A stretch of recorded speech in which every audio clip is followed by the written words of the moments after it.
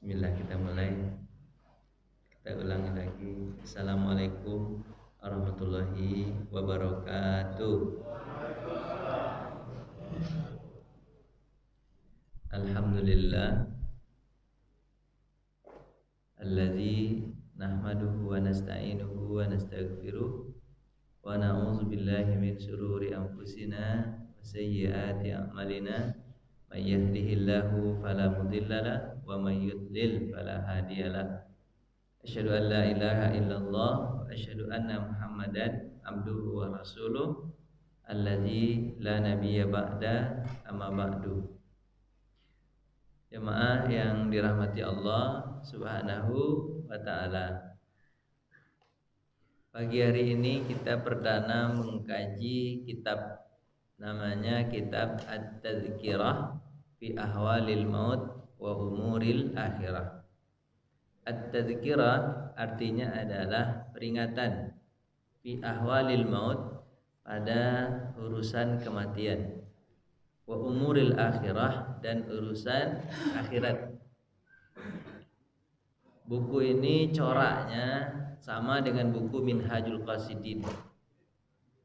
Kemarin kita belajar buku Minhajul Qasidin. Minhajul Qasidin itu coraknya adalah tasawuf. Cuma Imam Al-Ghazali memberikan corak tasawuf tapi dalam bentuk kehidupan sehari-hari. Kehidupan sehari-hari, mulai dari ibadah, habis itu ada atau kebiasaan sehari-hari, habis itu yang menghancurkan semasa hidup ini. Kemudian baru yang menyelamatkan.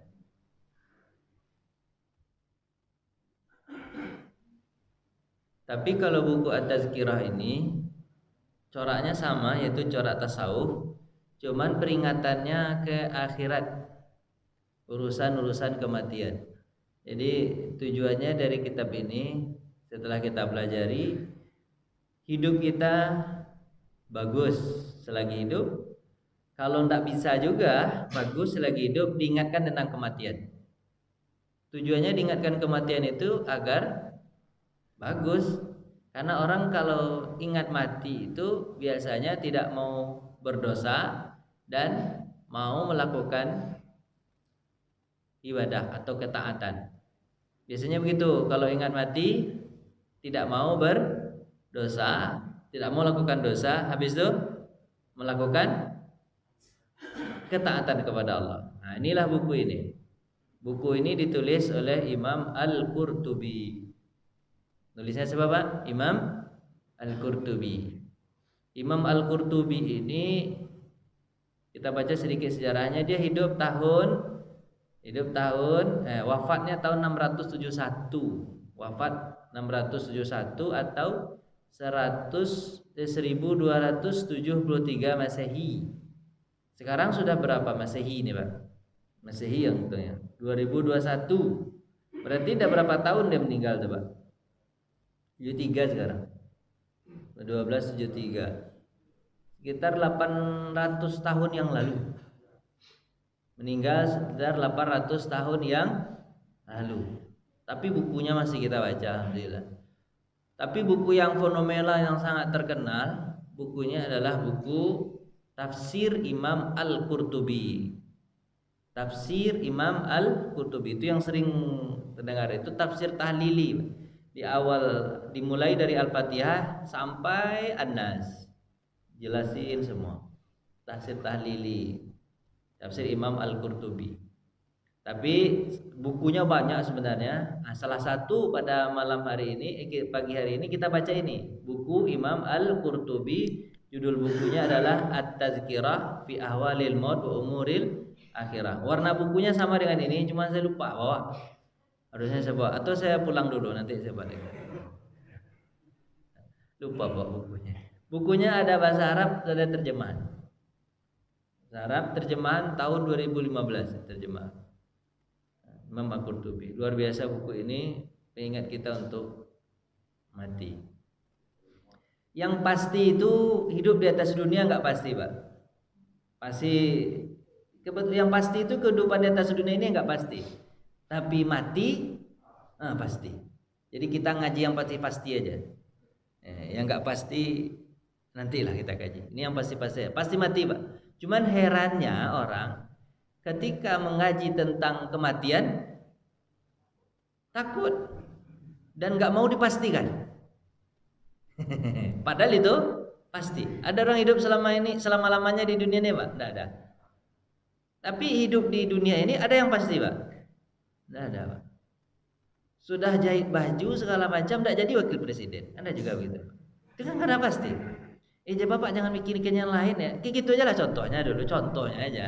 Tapi jangan pikirin yang lain-lain lah. Kan begitu, Pak kan? Jangan menyinggung-nyinggung. Pokoknya itu kan, Pak ya. Bapak udah mulai itu stres. Pak Ustadznya apalah ceram.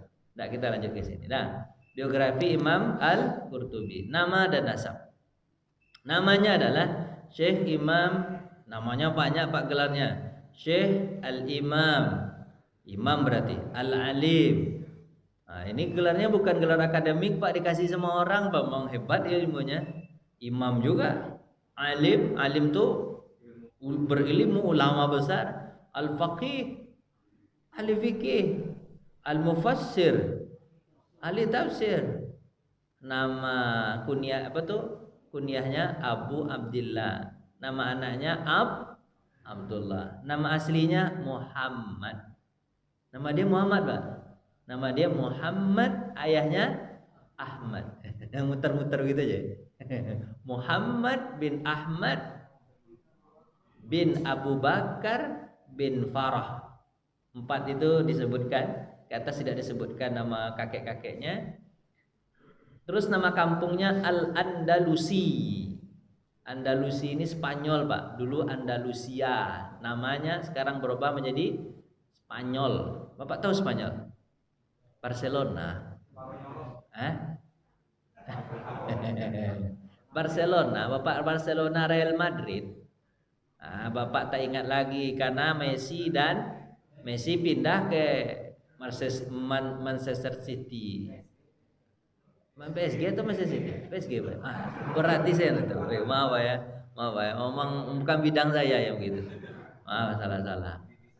Kalau sini pindah ke Juventus, pindah lagi kemana deh, Pak? Nggak tahu saya, Pak. Yang saya tahu tadi malam Indonesia menang 3-1 Piala Thomas. Bulu tangkis tuh ya. Kemana pergi? Lanjut.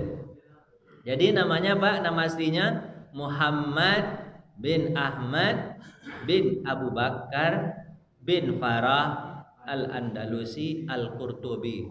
Qurtubi ini bahasa Arabnya Cordova.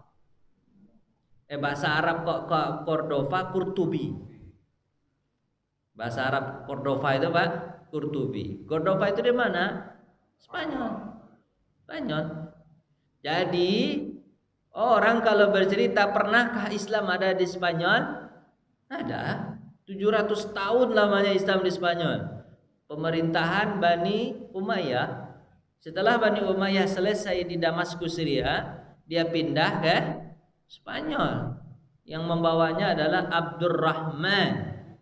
Gelarnya adalah Ad-Dakhil karena dia disuruh masuk oleh orang Spanyol datang ke sana.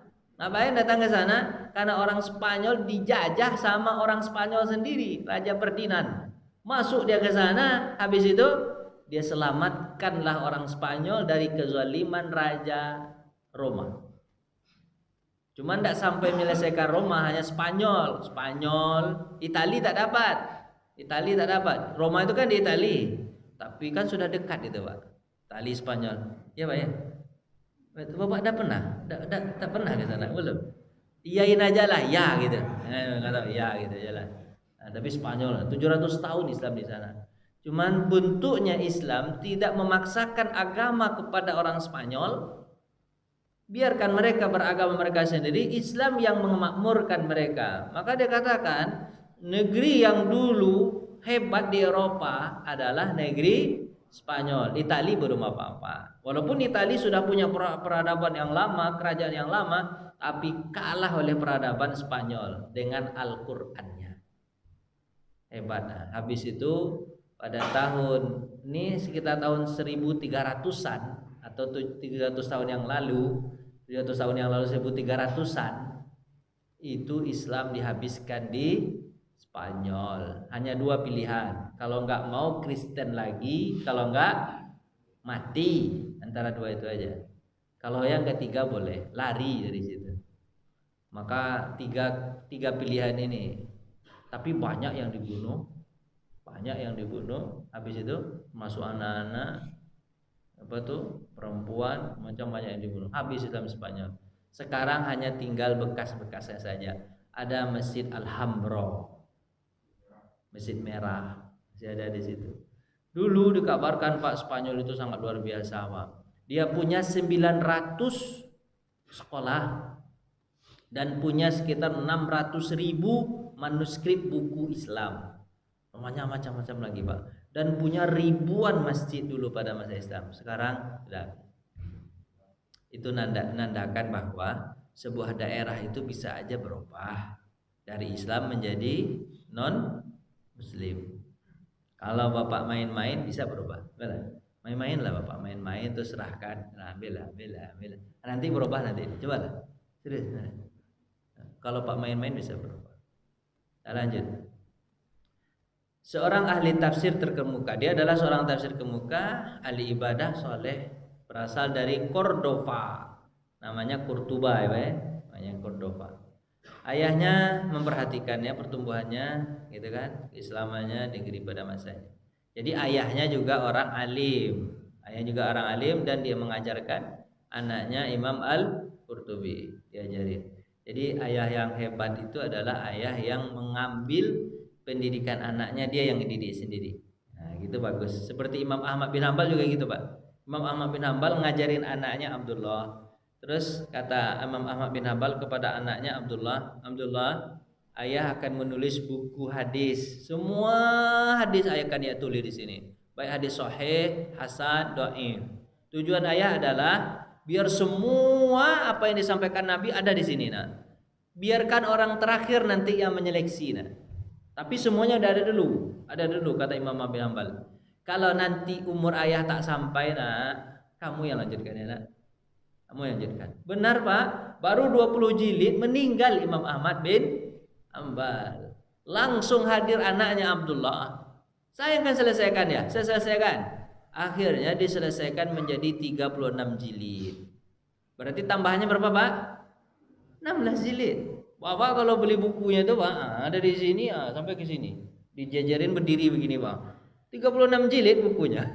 Luar biasa. 36 jilid. Satu jilidnya tebalnya 500 halaman kali 36. Semua hadis Pak cari di sana ada hadis Imam Ahmad bin Hambal. Jutaan hadis Nabi sallallahu alaihi wasallam. Cuma bercampur aja di situ. Belum ada orang yang berani coba memisahkan ini yang sahih, ini yang hasan, ini yang dhaif. Belum ada yang berani. Apa sebab? Melihatnya aja orang enek langsung. Oh, isi 36 jilid. Belum ada yang berani, Pak. Siapa yang berani kira-kira tuh? Belum ada yang berani. Terus habis itu, Pak, begitulah harusnya kita sebagai anak, sebagai orang tua kepada anak. Nah, ayah rencananya mau bangun masjid. Cuma karena kehidupan ayah, nak, tidak bisa ayah bangun masjid, tak ada duit, nak. Beli tanah susah. Ini rumah aja ya cicil sampai mati nih, nak. Rumah ini ayah udah cicil sampai mati. Terus mobil udah ya cicil sampai mati. Kendaraan dan macam-macam. Sekolah mau. Sudah, nak, ini cuma dapat sama ayah, nak. Tapi masjid tak jadi, nak. Nanti kalau ayah meninggal ya, nak, kau yang buat masjid ya, nak. Kau yang buat masjid ya, nak. Rumah kan sudah ada sebagai harta warisan ayah. Nanti kau pikirkan bagaimana cara bangun masjid ya, nak. Nanti anak itu pesan kepada cucunya, kepada anaknya, cucu kita. Nah, ayah sudah bangun masjid. Yang belum ayah bangun, ayah cita-citanya bangun pesantren. Kau yang bangun nanti ya, nak, di samping-samping masjid ini. Ya, nak. Begitu harusnya. Anak kita itu bukan hanya sekedar orang yang kita kasih makan hidup makan. Enggak. Anak kita tuh kalau berharap kita perpanjangan umur taat kita kepada Allah. Itu harapan kita. Kita umur kita sampai 70, 80. Kita meninggal dunia, amal kita terputus. Siapa yang melanjutkannya? Anak kita. mengalir pahalanya ke kita. Itu harapan kalau kita pandai mendidik anak. Kalau tidak pandai mendidik anak, rumah yang sudah kita cicil dijualnya. Nah, itu dah masalah pula. Nah, ini salah seorang ayah yang benar-benar ayah, kemudian menjadikan anaknya jadi imam, sangat luar biasa.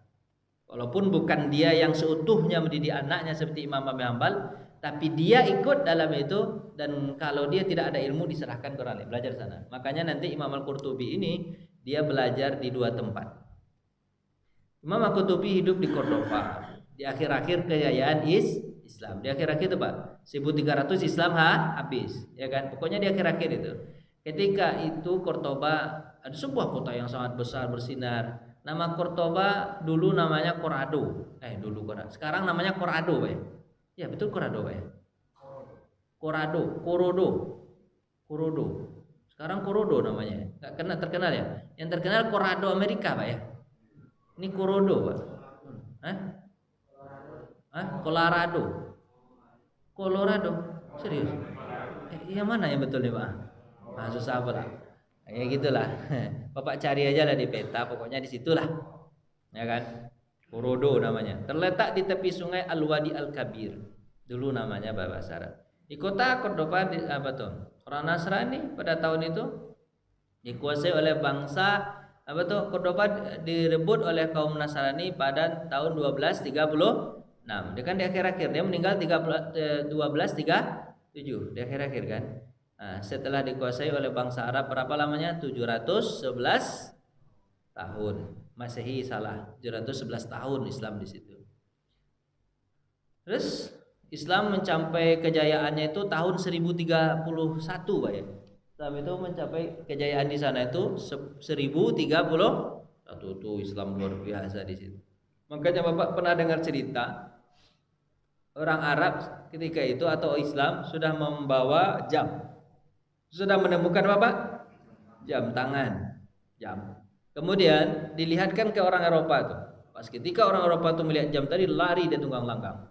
Ada setan di dalam tuh, kok bergerak dia, katanya. Itu bodohnya orang Eropa dulu, ya kan? Dilihatnya jam itu kan bergerak tuh Pak, kok gerak tuh itunya. Jarumnya kan bergerak tuh, jarum panjang. Apa detiknya? Oh, ada setan di dalam nih, lari dia ke tunggang langgang. Itulah bodohnya, padahal di sini ada mesinnya, Pak ya. Lanjut. Imam Qurtubi itu dia belajar di 2 tempat. Pertama di Cordova, ya kan? Halaqah keilmuan di masjid-masjid, sekolah-sekolah. Kemudian setelah itu di Mesir. Jadi mungkin Cordova tuh di sana tidak aman lagi, akhirnya dia pindah. Kemana dia pindah? Ke Mesir.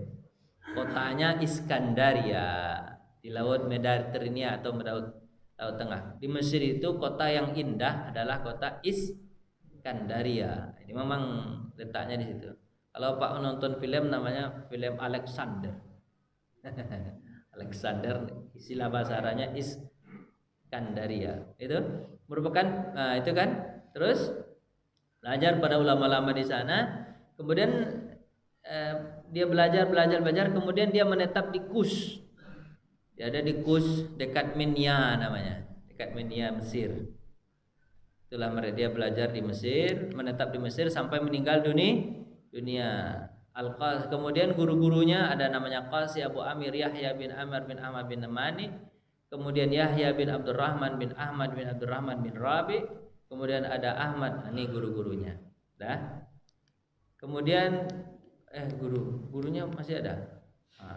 Sampai di situ aja Pak. Cuman yang jelas bahwa dia meninggalnya di Mesir, dikuburkan di Minya namanya, Minya. Jadi kalau Bapak ke Mesir, di kuburan situ, Mesir itu kan banyak sekali ulama-ulamanya yang berkubur di sana.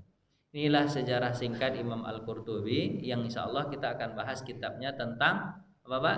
At-Tadhkirah fi Ahwalil Maut wa Umuril Akhirah. Peringatan urusan kematian dan urusan akhirat. Baru kita masuk bab baru. Kata Bapak sudah habis slide-nya. Enggak, itu baru. Ini slide-nya yang betul.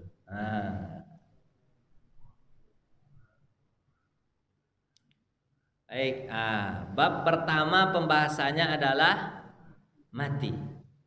Enggak masalah kan Pak, bahasanya pertama mati. Bukan meninggal Pak ya, tapi Pak mati. Enggak ada masalah Pak ya? Enggak ada masalah kan? Ya, ini katanya meninggal. Enggak enak kalau disebut meninggal Pak. Mati. Nah, wih, nampak nama saya Pak. Ya, bagus juga nama. Pertama babnya adalah meninggal. Larangan menginginkan, mati lagi. Jadi enggak salah saya, memang begitu bukunya. Larangan menginginkan mati dan berdoa minta mati.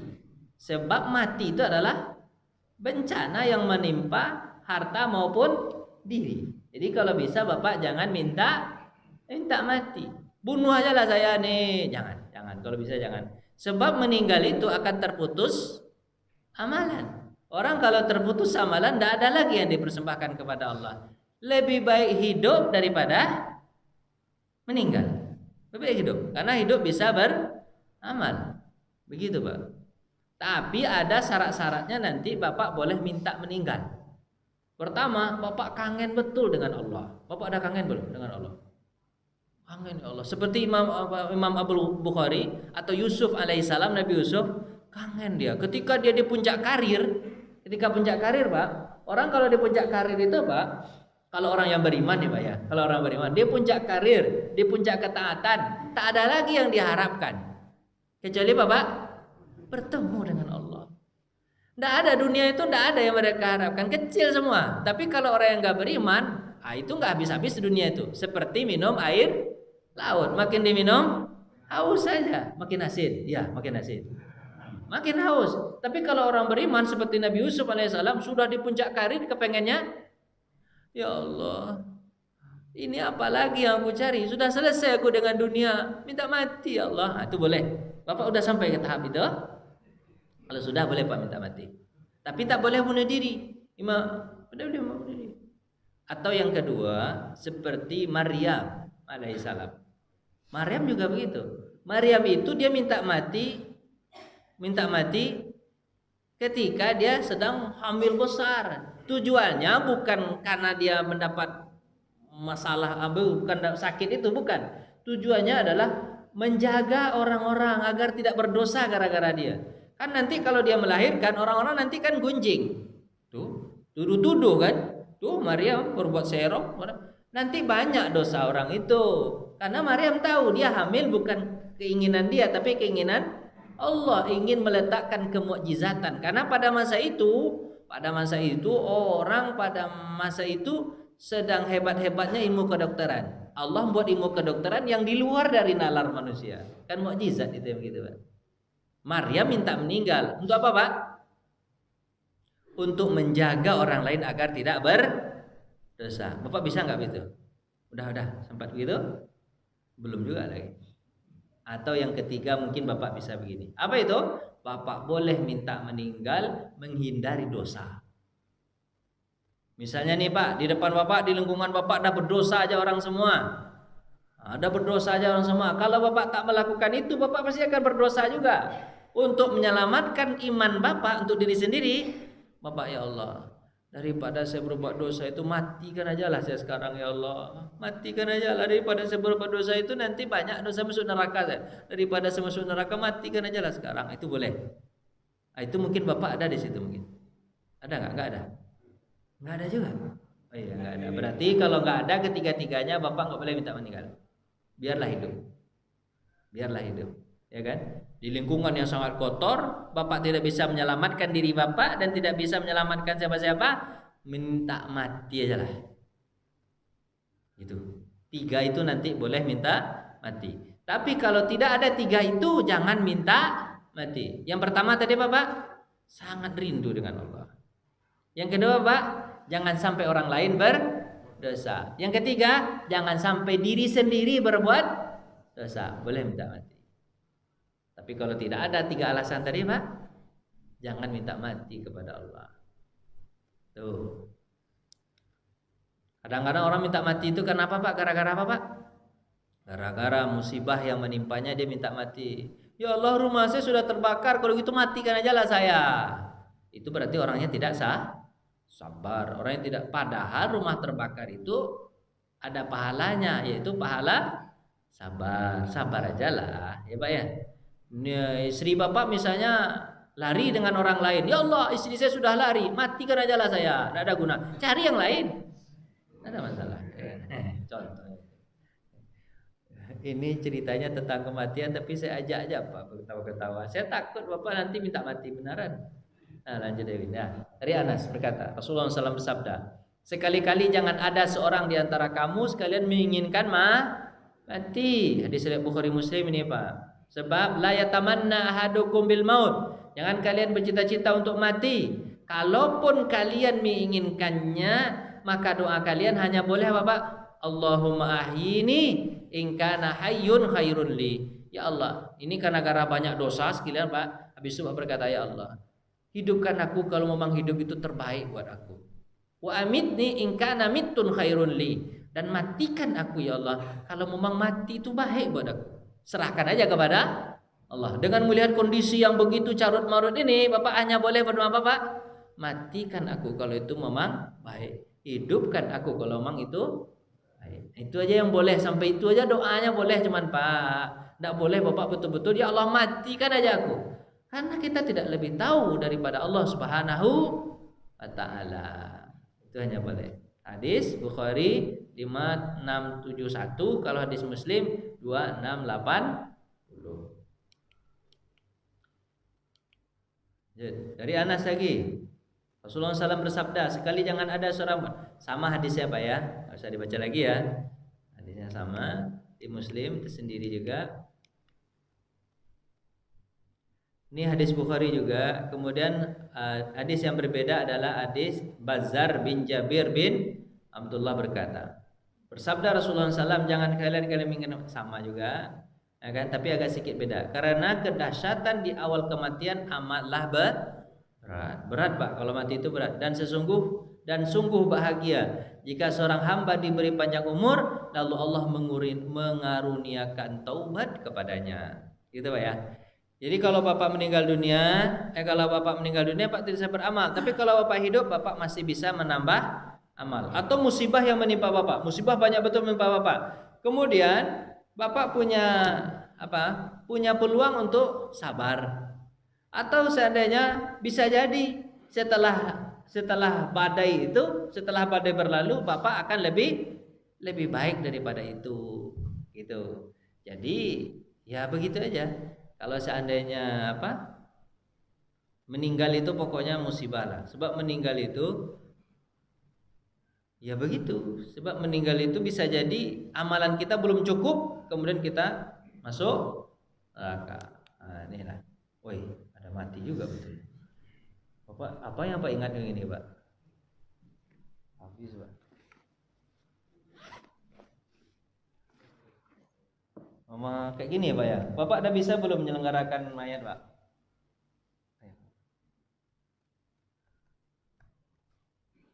Gitu ya orang meninggal Pak ya.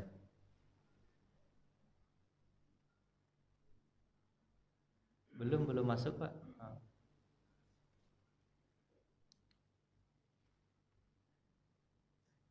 Dah. Hakikat mati Pak.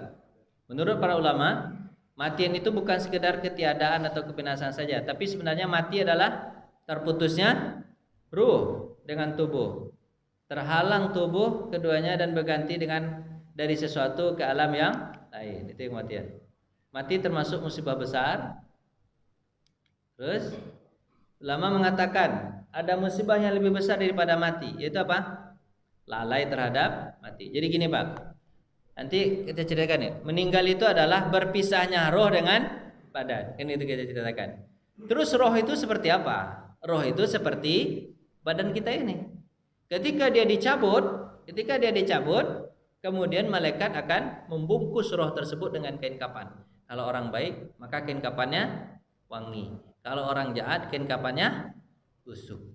Kemudian dinaikkan ke atas langit. Maka orang baik akan dipuji-puji oleh penduduk langit sampai ke hadapan Allah. Kemudian Allah katakan, kembalikan dia ke bumi di mana dia dilahirkan, di sana pula nanti dia akan dibangkitkan. Kalau dia orang jahat, jenazahnya busuk, dapat celaan dari orang-orang, dari penduduk langit, sampai kepada Allah, kembalikan dia ke bumi, di sana dia dilahirkan, di sana pula nanti dia akan dibangkitkan. Sampai dia ke bumi, dia melihat jasadnya, cuma tidak bisa berbuat apa-apa lagi.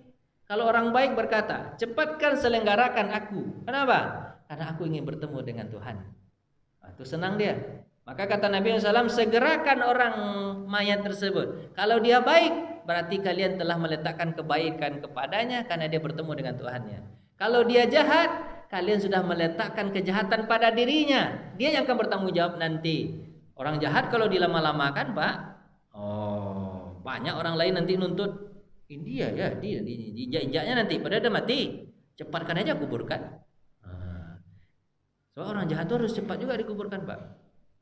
Begitu. Terus meninggal dunia, hilang. Kalau kata ini, Pak, kata Adam ketika menjelaskan kepada Hawa, anak kita meninggal. Siapa yang meninggal, Pak? Qabil. Qabil meninggal. Dibunuh oleh Habil. Meninggal anak kita Qabil. Apakah Habil yang meninggal? Terbalik kita. Habil yang meninggal. Karena dalam Al-Quran nggak ada nama dia.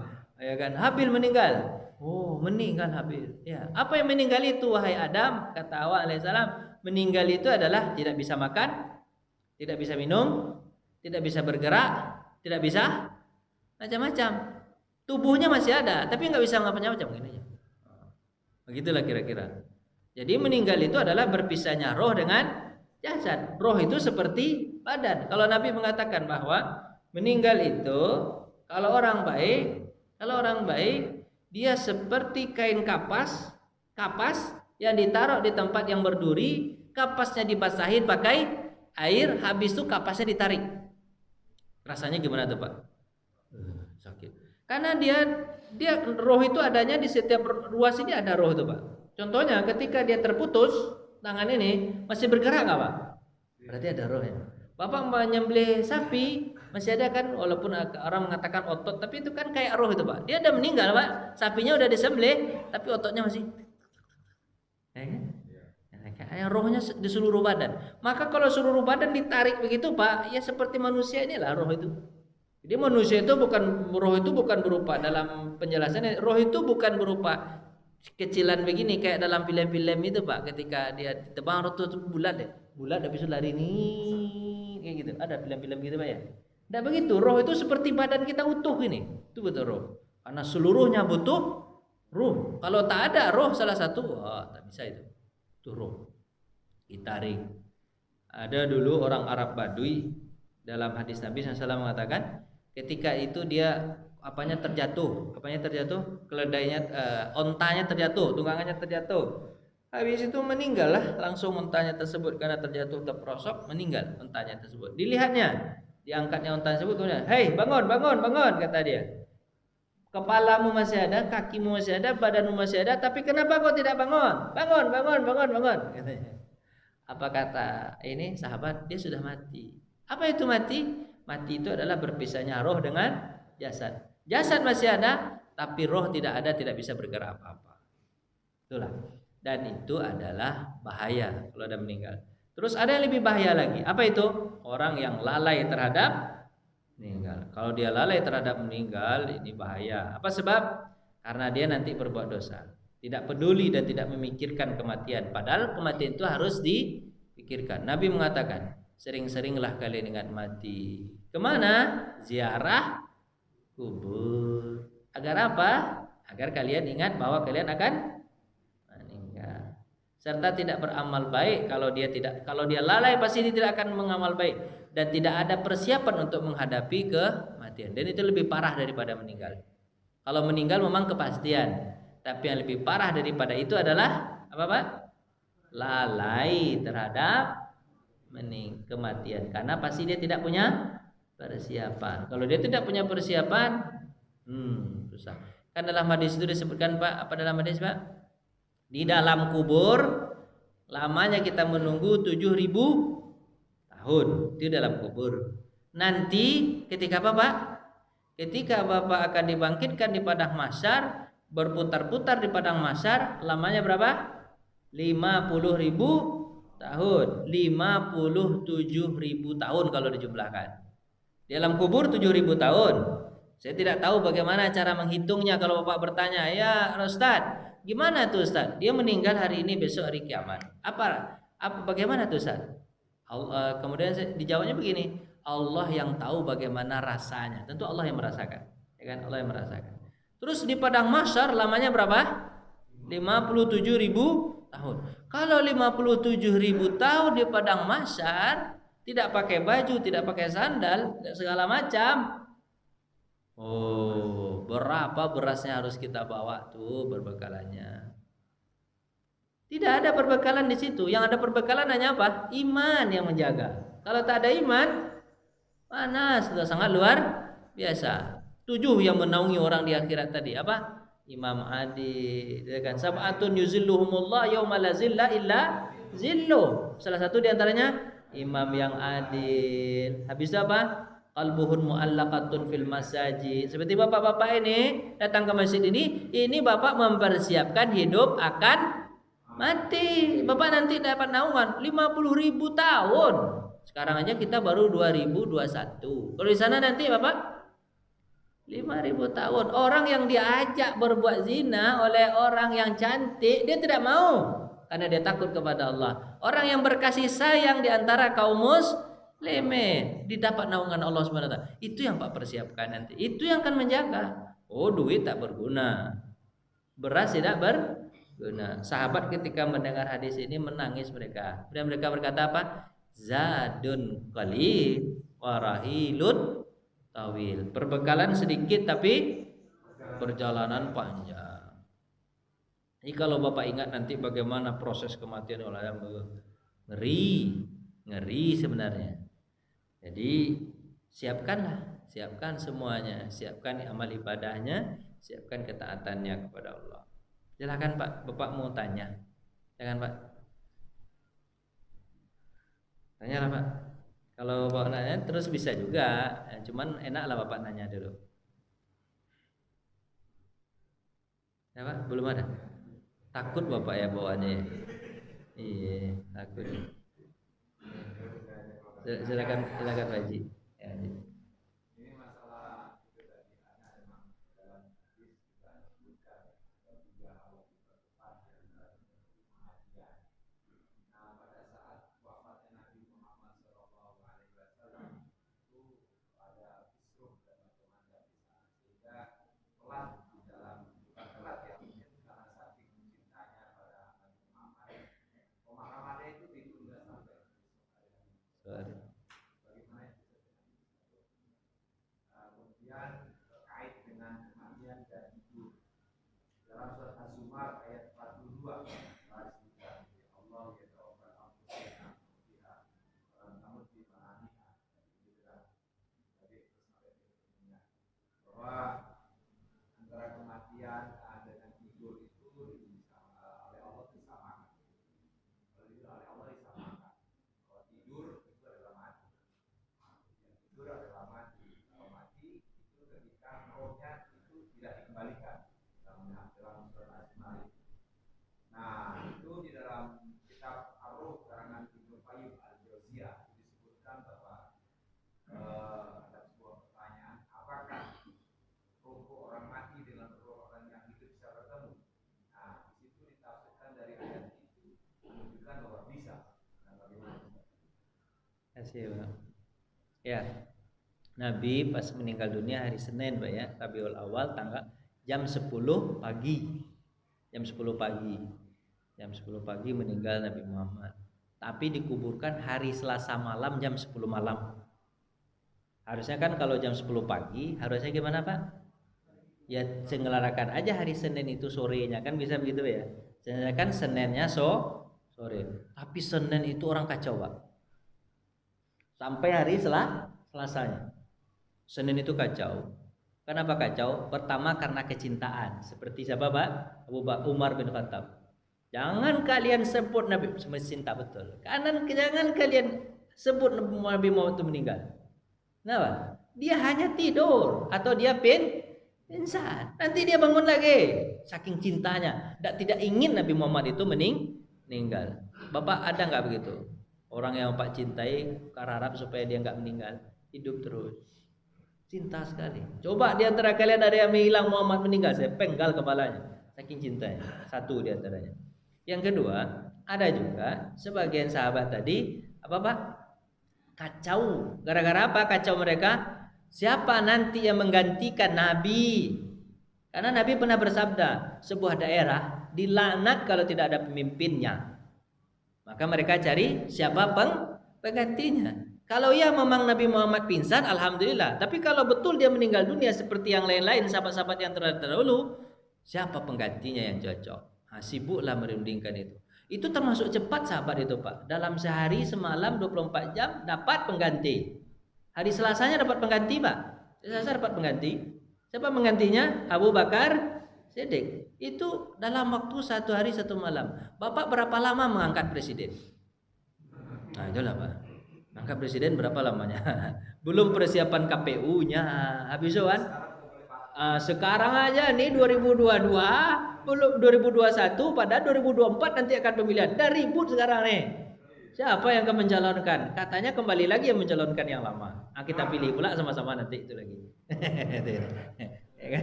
Kan itu Pak ya? Udah 5 kali mencalon Pak, kasihan Pak. Ya, kasihan. Ya, siap. Nah gitulah kira-kira ya Pak ya. Ya bukan kampanye, siapa aja Pak pilih silahkanlah nanti terserahlah. Saya nggak mau kampanye. Terus begitu Pak ya. Habis apa tadi? Itu A2 itulah penyebabnya Pak. Jadi dikuburkan Nabi hari Selasa jam 10 malam. Dan apa? Yaitu dan yang menguburkan hanya keluarga dekat Nabi Muhammad karena rumahnya kecil kan. Ada Ali, ada Hasan, gitu kan? Ada sahabat-sahabat besar, sahabat-sahabat sedikit orang, segelintir orang saja yang menurunkan Nabi. Karena Nabi kan Nabi bersabda, Rasul itu meninggal dan disitulah dia dikuburkan. Kebetulan ketika itu meninggalnya di rumah Aisyah. Digali aja lubangnya itu masukin dalam. Begitu Nabi itu. Biar tidak ada apa Pak? Tidak ada apa tuh namanya? Biar tidak ada perdebatan, dibuat sama Nabi hadisnya begitu. Kata Nabi, seluruh Rasul itu di mana dia meninggal, di situ dia dikuburkan. Dari situ dikuburkan. Nah, jadi akhirnya disitulah kuburannya. Jadi antara dua itu Pak. Dua. Pertama kecintaan, yang kedua karena memilih urusan pemimpin. Dalam pemahaman ini ternyata urusan kepemimpinan itu lebih diutamakan daripada urusan kematian. Nah, itu Pak. Urusan kepemimpinan lebih utama dari, tentu sahabat nggak mungkin salah. Urusan artinya kalau ada Bapak mendengar hadis begini, sesungguhnya dunia ini berhak bagi orang yang hidup, tidak ada hak lagi bagi orang yang meninggal. Jadi Pak, kalau Bapak meninggal Bapak tak perlu pesan-pesan betul. Oh, nanti kuburan saya harus di keramik begini, keramiknya harganya yang 4 juta ya. Tak perlu Pak pesankan. Pada meninggal Pak, tidak usah lagi. Biarkan saja tanah yang dimiliki oleh orang hidup itu dimilikinya. Nanti kalaupun Bapak digeser, Bapak meninggal ya, digeser, tulang-tulang Bapak dikumpulkan dengan 1000 tulang menulang yang lain untuk membangun masjid atau membangun musala atau membangun pesantren atau membangun perumahan, silakan, ada masalah. Jangan Bapak pertahankan juga. Saya kuburan saya di sini sampai 500 tahun ya. Bapak dah meninggal. Sesungguhnya orang yang hidup lebih berhak terhadap orang yang itu Pak.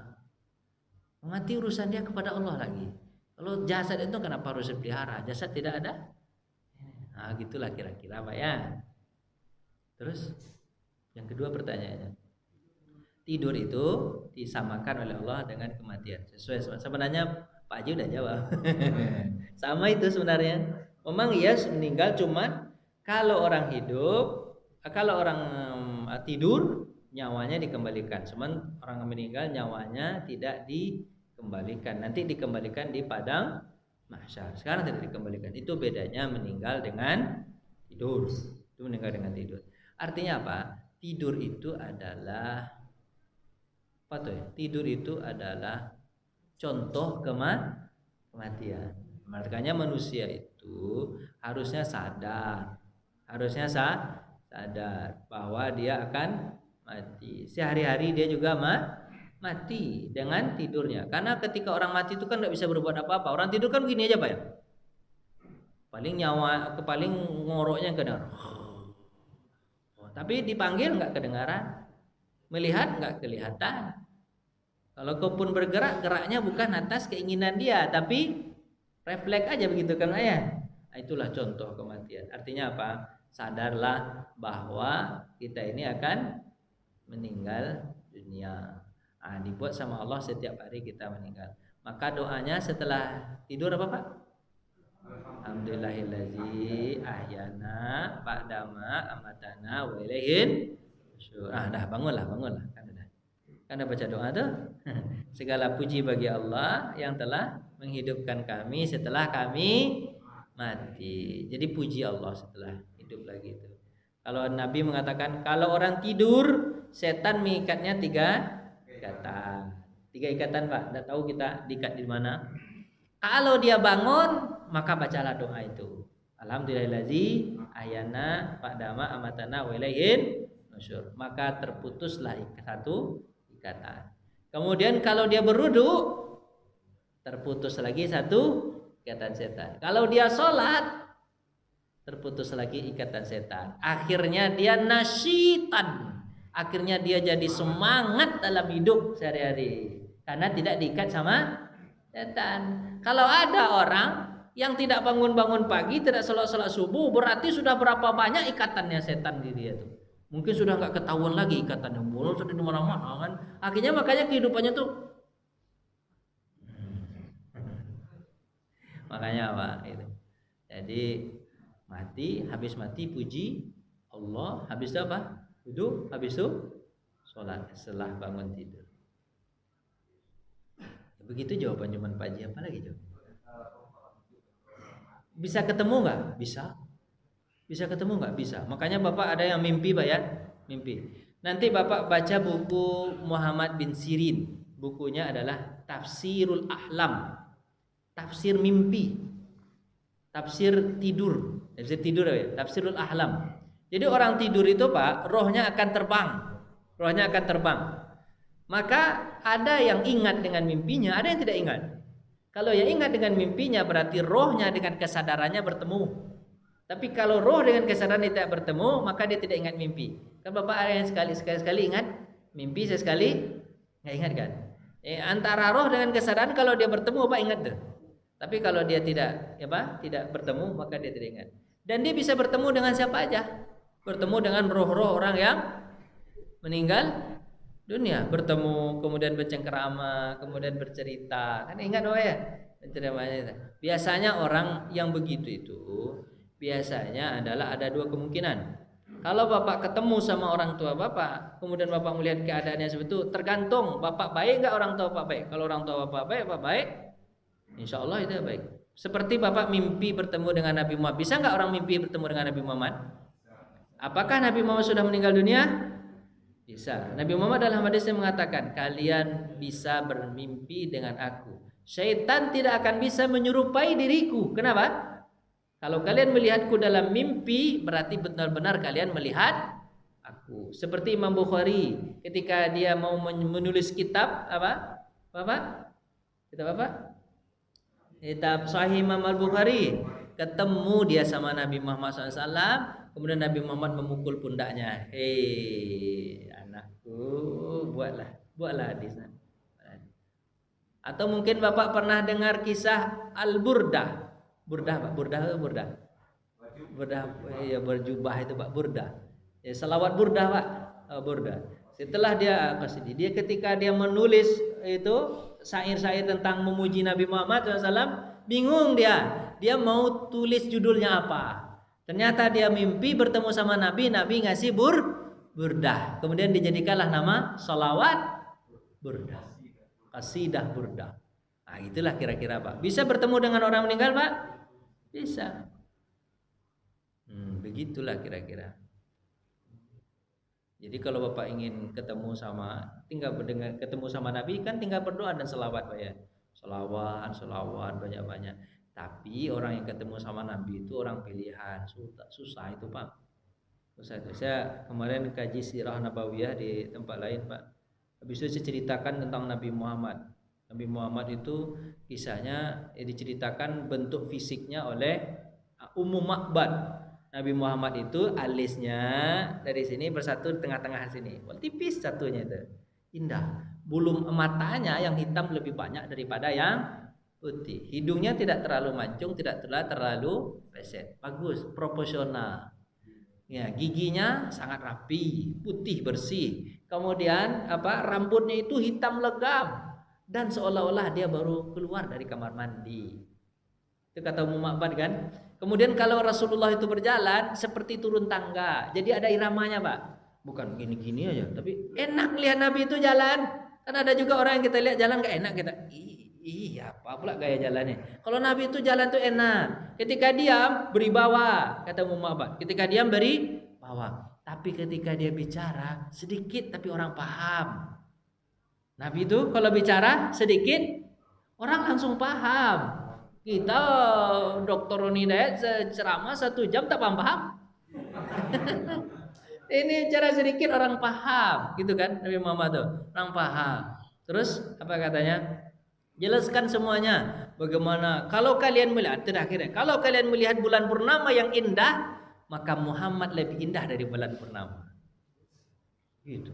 Jadi dia menceritakan fisik Nabi sangat luar biasa indah begitu. Siapa yang bertanya? Suaminya ketika pulang, Abu Ma'bad.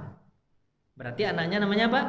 Ma'bad. Maka orang seluruh ulama mengatakan, kalau ada orang yang menceritakan bahwa dia pada mimpi bertemu dengan Nabi, maka sinkronkan dengan hadis Ummu Ma'bad. Kalau betul sesuai dengan cerita Ummu Ma'bad, berarti benar dia ketemu sama Nabi. Tapi kalau dia tak sinkron dengan cerita Ummu Ma'bad, berarti dia bohong pernah bertemu sama Nabi. Setan bertemunya itu. Nah, itu yang mengaku Nabi. Tanya ke Lia Eden misalnya kan, tanya ke Lia Eden. Lia Eden tahu Pak? Ahmad Musaddiq. Tanya sama dia, pernah ketemu nggak sama Nabi? Kan dia mengangkat dirinya sebagai Nabi itu. Lia Eden mengangkat dirinya sebagai Jibril. Maka lebih tahu lagi Nabi itu. Nah, tanya sama dia bagaimana Nabi Muhammad. Tak akan mungkin dia bisa menceritakan sedetail itu. Saya bisa menceritakan karena saya membaca Muhammad. Saya belum pernah ketemu sama Nabi lagi. Berharap kita bertemu sama Nabi, Pak. Kalau bertemu sama Nabi itu pasti ada. Kalau orang Jawa nyebut wangsit, Pak ya. Dan kalau ilham lah ya. Kalau kita nyebut ilham ya. Wangsit itu kan agak kesana-kesana lah artinya ya. Bukan wangsit, ada pesan-pesan pasti itu gitu. Dan setelah orang bertemu sama Nabi itu biasanya semangat ibadahnya sangat luar biasa karena ketemu dengan kekasih Allah Subhanahu wa taala. Berat itu Pak, saya nggak tahu. Memang ulama mensyaratkan sebelum tidur itu berselawat, berharap kepada Allah agar dipertemukan sama Nabi Muhammad. Ada saya lakukan seperti itu Pak. Mungkin iman belum cukup Pak. Ketemu nih. Ditanya sama bapak tua, kemarin saya ngaji, Ustadz pandai betul menceritakan Nabi Muhammad tuh. Saya nanya sama Ustadz, pernah Ustadz ketemu sama Nabi Muhammad ketika mimpi? Langsung ditanyanya begitu Pak. Malu saya bilang belum ketemu Pak. Belum Pak, doakan. Allah berat Pak. Berat. Kira begitulah Pak. Jadi bisa nggak ketemu Pak orang mimpi dengan orang tidur? Bisa. Baik, Bapak mau tanya silakan. Silakan. Satu lagi Pak ya, habis itu kita pulang. Salam.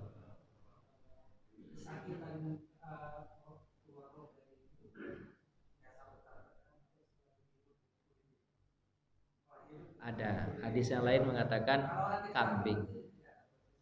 Iya Pak. Ya, orang kecelakaan tetap ada proses itu bukan kan? Tetap merasakan sakit. Tetap merasakan kasar. Inna fil maut sakarat kata Nabi. Setiap dari kematian pasti ada sakaratnya, pasti ada sakitnya mati itu.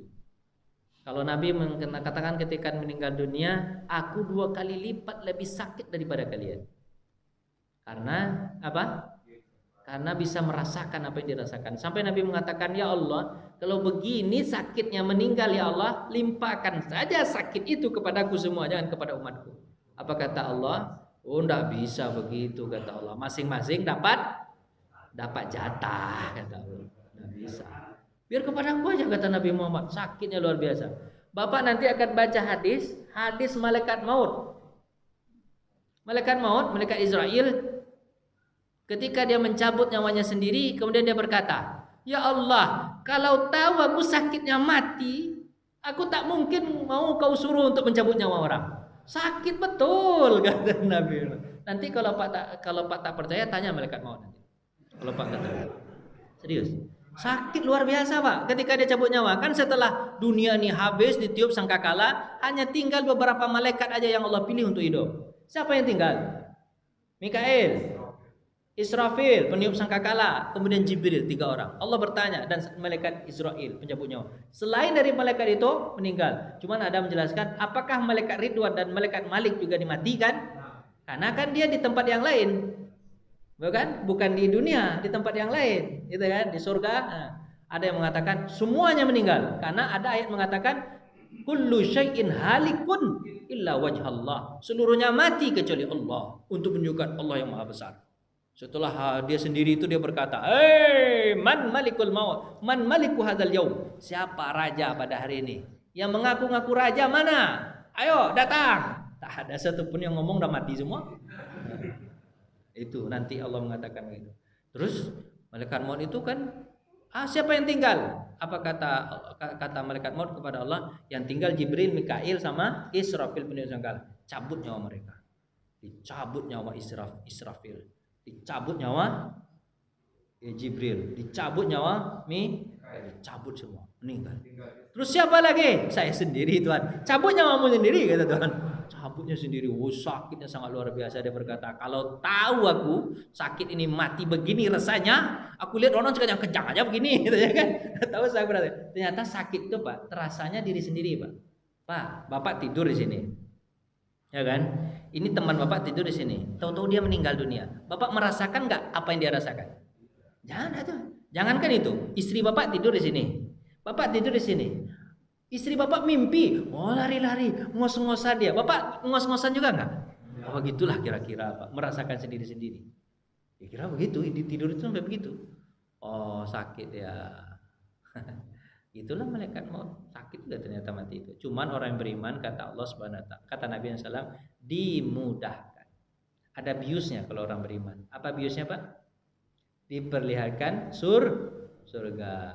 Sakit juga, tapi ketika melihat yang indah Pak, sakit juga, tapi sakitnya teralihkan. Nah itu pula Pak, sakitnya teralihkan.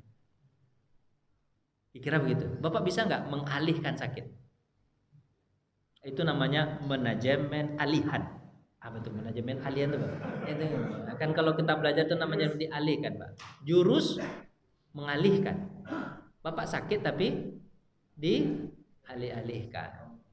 Hipnotis macam sugesti atau apa dialihkan. Orang yang beriman dimudahkan. Bahasanya apa Pak? Dimudahkan. Tapi kalau orang kafir tidak Pak, dipersulit. Makin diperlihatkan neraka itu makin takut dia. Tapi kata Nabi setiap roh pasti diikuti oleh mata. Innar roh yatba'ul basar. Sesungguhnya roh itu diikuti oleh mata. Mana dia pergi dilihat. Kadang dia melihat dalam keadaan senyum karena dialihkan tadi. Makanya matanya terbuka juga orang yang meninggal. Cuman ada mati yang enak betul. Kalau Pak mau bagus. Apa itu? Mati jihad. Kalau mati syahid itu Bapak seperti mati dicubit. Seperti apa Pak? Sakitnya cubit. Walaupun badan Bapak hancur oleh bom, tapi rasanya cuman seperti dicubit aja. Begitu kira-kira. Jadi apa kata Nabi SAW? Seluruh amalan ketika orang masuk surga, tidak ada yang mau balik lagi ke dunia. Seluruh amalan, puasa, zakat, haji, sholat, dia gara-gara masuk itu berbaik kepada orang tua, gara-gara itu dia masuk surga. Seluruh amalan itu tidak mau dia balik lagi ke dunia untuk mengerjakan perbuatan itu lagi. Tapi ada suatu perbuatan yang dia kembali lagi, kepengen lagi kembali ke dunia. Hanya apa? Jihad. Dah meninggal dia, masuk surga dia, habis sudah minta sama Allah, ya Allah hidupkan aku lagi. Ngapain? Aku mau jihad lagi, mati lagi. Terus hidup lagi, jihad lagi, mati lagi. Sampai 10 kali kata Nabi Muhammad. Itulah mati yang paling enak. Mati jihad. Tapi itu yang paling ditakuti oleh orang banyak. Itu. Ya kan?